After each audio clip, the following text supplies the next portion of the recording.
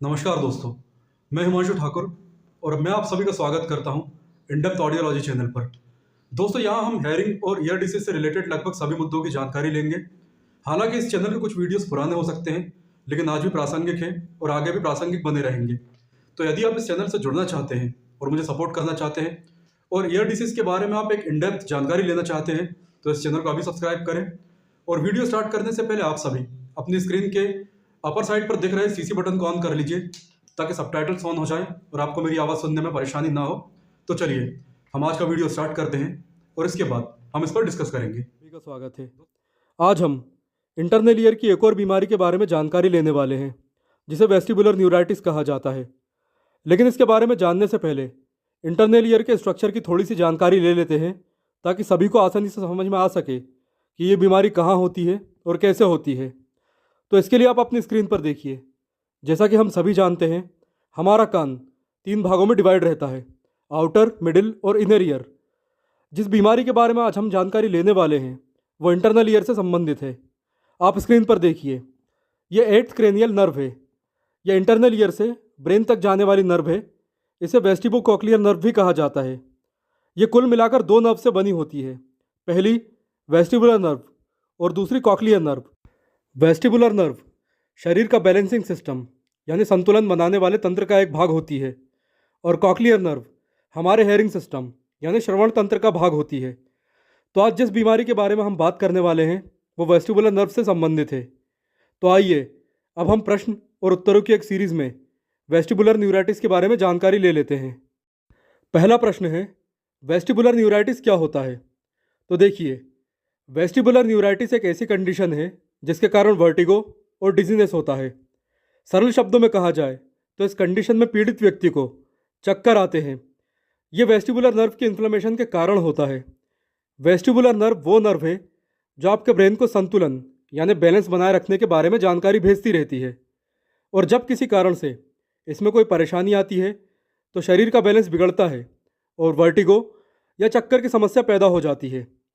ज़्यादातर मामलों में वेस्टिबुलर नर्व में इन्फ्लेमेशन का कारण वायरस ही होता है।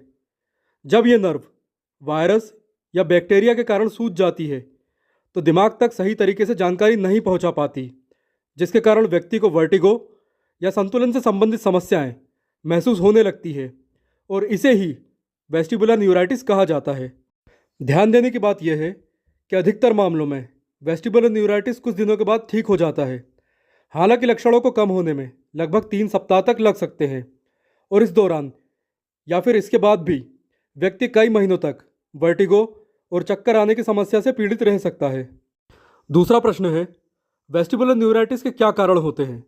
तो जैसा कि पहले ही बताया जा चुका है, वेस्टिबुलर न्यूराइटिस के अधिकांश मामले वायरल संक्रमण के कारण होते हैं, या तो आंतरिक कान में या शरीर के किसी अन्य भाग में। सामान्य वायरल इन्फेक्शन जो कि वेस्टिबुलर न्यूराइटिस का कारण हो सकते हैं उनमें शामिल है मीजल या खसरा, मोनोन्यूक्लियोसिस, रुबेला, मम्स और चिकन पॉक्स।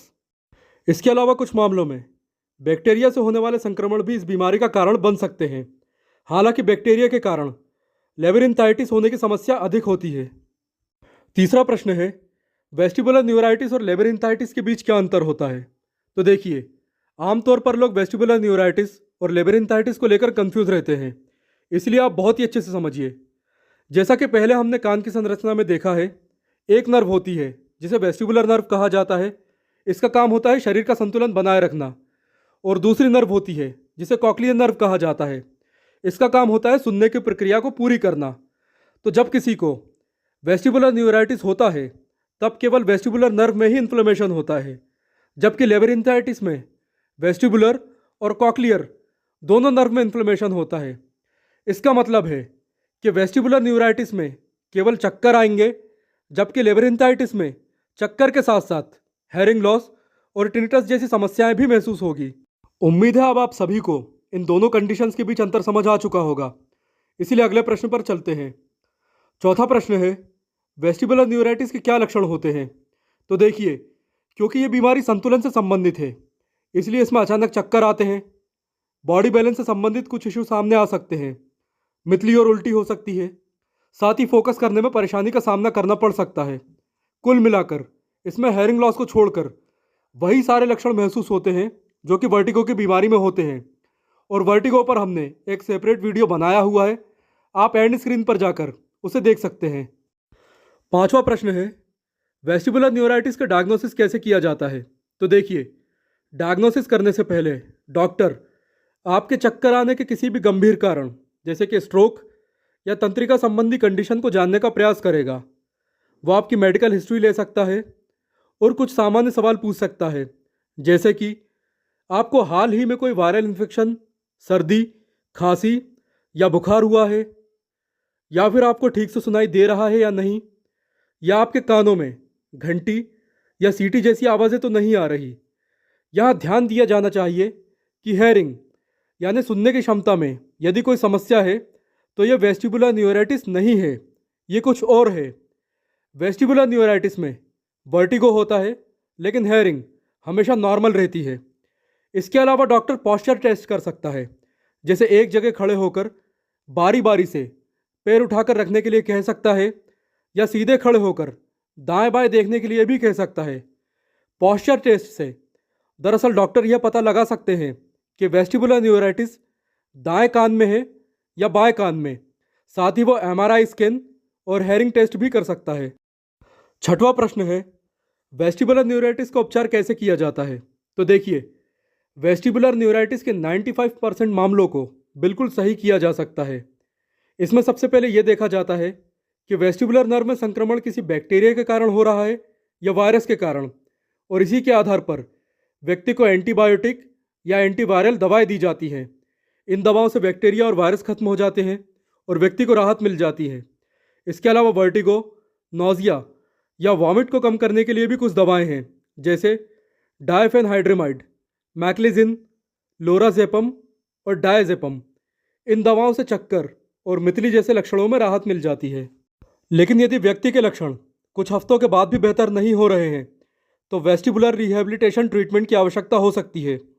इसमें ब्रेन को बैलेंस बनाने के लिए रीएडजस्ट किया जाता है, जिसके लिए ब्रॉन डेरॉफ जैसी एक्सरसाइज करवाई जाती हैं, जिनके बारे में हम किसी और वीडियो में बात करेंगे। तो आप याद रखिए, वेस्टिबुलर न्यूराइटिस का उपचार उपलब्ध है और 95% मामलों में यह पूरी तरह ठीक किया जा सकता है।